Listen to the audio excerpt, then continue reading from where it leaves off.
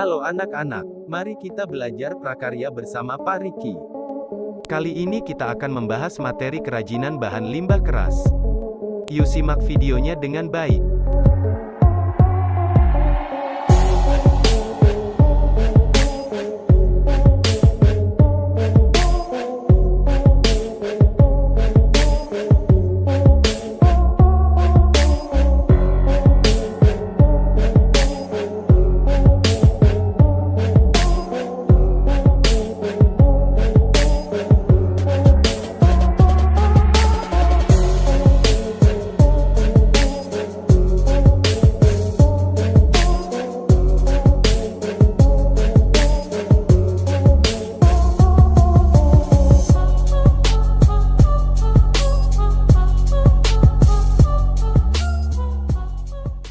Apa itu limbah keras? Limbah keras adalah limbah yang berwujud keras, padat, tidak mudah berubah bentuk, tidak mudah diolah, dan tidak mudah terurai dalam tanah. Limbah keras juga terbagi menjadi dua, yaitu limbah keras organik dan anorganik.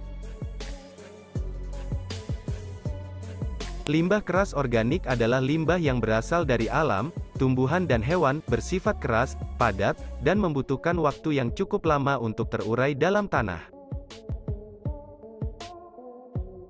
Contoh limbah keras organik yaitu sisik ikan, tulang hewan, cangkang kerang laut, tempurung kelapa, dan sebagainya.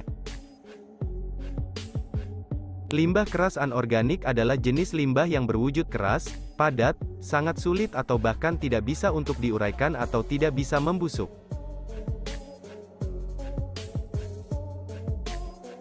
Contoh limbah keras anorganik adalah plastik, pecahan keramik, pecahan kaca, dan baja. Sampah anorganik berasal dari sumber daya alam dan kimia yang tidak terbaharui. Akumulasi limbah yang merupakan sisa hasil buangan mempunyai potensi sebagai polutan, penyebab polusi. Oleh karena itu, dengan proses daur ulang limbah mendapat perhatian khusus dan penanganan yang maksimal.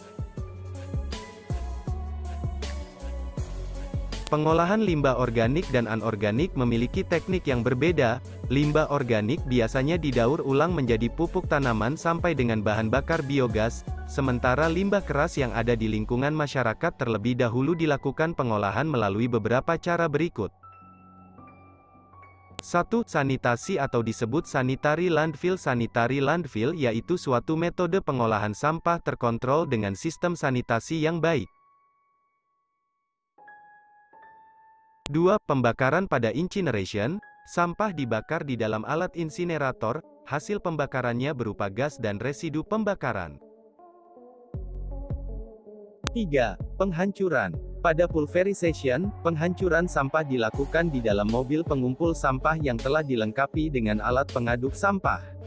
Sampah-sampah tersebut langsung dihancurkan menjadi potongan-potongan kecil yang dapat dimanfaatkan untuk menimbun tanah yang letaknya rendah. Limbah keras yang dapat didaur ulang yaitu tempurung kelapa, cangkang kerang, tulang belulang, plastik, logam, kaca, plastik, dan kaleng. Limbah-limbah dapat dipilah-pilah sesuai kebutuhan. Jika dinilai tidak layak pakai, maka limbah dapat diselesaikan dengan cara dibakar. Sebaliknya limbah yang masih dalam kondisi utuh, dapat dimanfaatkan kembali menjadi karya kerajinan. Jika limbah sudah beralih manfaat menjadi barang kerajinan, secara ekonomi nilainya akan meningkat. Sebagai generasi muda, kepedulian dan kepekaan terhadap lingkungan hidup perlu ditanamkan sejak dini. Tantangannya membutuhkan usaha dan kreativitas kita untuk memperbaiki kondisi lingkungan menjadi lebih baik. A. Prinsip kerajinan bahan limbah keras. Pengolahan limbah keras maupun organik memiliki prinsip yang sama yaitu dengan sistem 3R yaitu reduce, rust, dan recycle. Penggunaan bahan limbah keras untuk dirancang menjadi sebuah produk kerajinan tidaklah mudah. Kita harus memiliki motivasi yang besar dalam proses kreatif dan mengatasi masalah limbah di lingkungan, sehingga tidak sulit untuk melahirkan rancangan yang besar. Kita perlu mengetahui dan memahami prinsip dasar yang membangun kesadaran bahwa mendesain bahan limbah keras merupakan proses menata ulang kebermanfaatan dari sebuah produk yang telah hilang nilai gunanya. Seperti yang telah diuraikan pada bab terdahulu bahwa seharusnya sebuah rancangan bersifat berkelanjutan.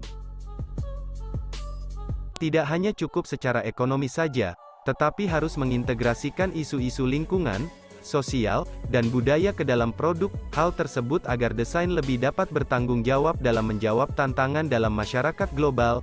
Begitu juga seorang desainer produk harus memahami pentingnya pemahaman ini. Proses kreatif akan ditemukan saat seseorang telah memperoleh daya serap imajinasi melalui pengetahuan terhadap materi bahan, alat, dan proses yang akan ditekuninya. Sebuah proses kreatif itu sendiri tercipta dengan banyak langkah. Setelah kreativitas muncul maka akan melahirkan produk. Jika dibuatkan dalam skema sebagai berikut.